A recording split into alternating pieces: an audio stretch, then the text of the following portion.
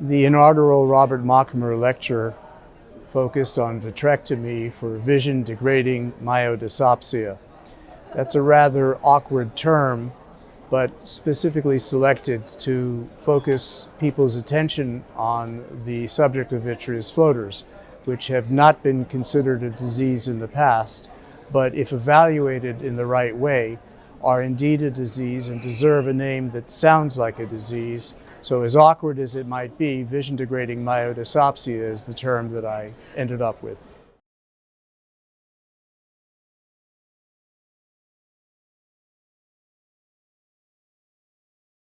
Well, that's a rather general question, and I think that instrumentation getting smaller and methods improving, as they have over the last couple of decades, is predictably going to progress. But more importantly than the technologic advances is our understanding of disease pathogenesis, the natural history of the diseases, when to intervene, and what to do, and more importantly, what not to do. Because as you learn and experience vitreoretinal surgery, you realize that staying out of trouble is very important. And overdoing things is opening the door to disaster. You're your own worst enemy when inside the eye, and you need to identify the problem, fix it, and leave. There will be advances in technologies. There may be laser-based systems that will improve. I'm hopeful that our understanding of the pathophysiology of vitreoretinal diseases, and specifically vision-degrading myodysopsia, will lead to less invasive treatments. If you look at the history and the evolution of therapeutics in medicine in general, we do nothing when we know nothing. When we know a little bit, the first thing we do is operate. As we learn more about a disease, we replace surgery with pharmacotherapy. And when we really understand a disease, we can prevent it from ever happening. So I predict that there'll be a transition from the surgical arena to the pharmaceutical arena. As we know more about diseases, pharmacologic vitreolysis is a very good example of how drugs can be used to treat problems that have been treated surgically up until now.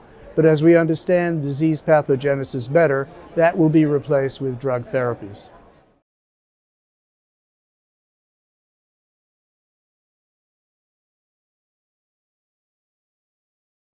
As young ophthalmologists always do, one tends to focus upon details and not see the forest for the trees. One tends to obsess over lesser important things than the broader philosophy, which is really more important than exactly how you do something. It's more important to know when to do it, and more importantly, when not to do it. And so my message to young ophthalmologists would be to take a step back and see the entire forest and understand the importance of the thought process, not necessarily the technical aspects of what you're doing surgically, but upon whom you're doing it and exactly why you're doing it, and then how you're doing it. So, for example, vision-degrading myodysopsia can be cured with probably the easiest operation that we do, meaning within the spectrum of vitreous and vitreoretinal surgery, this is the easiest. It's quite simple and quite fast. But key to its success is patient selection.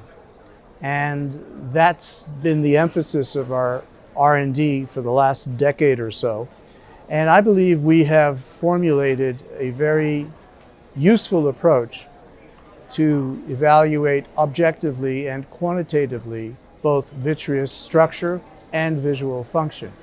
And that is the key to success, not how you do the surgery. Certainly that's true in this instance because the surgery is rather simple, even though we modified how vitrectomy is to be done for these particular patients.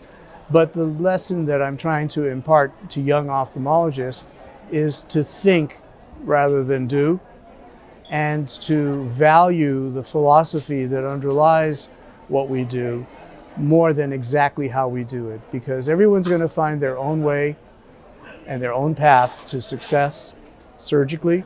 But more important than how you do something is when and why do you do it.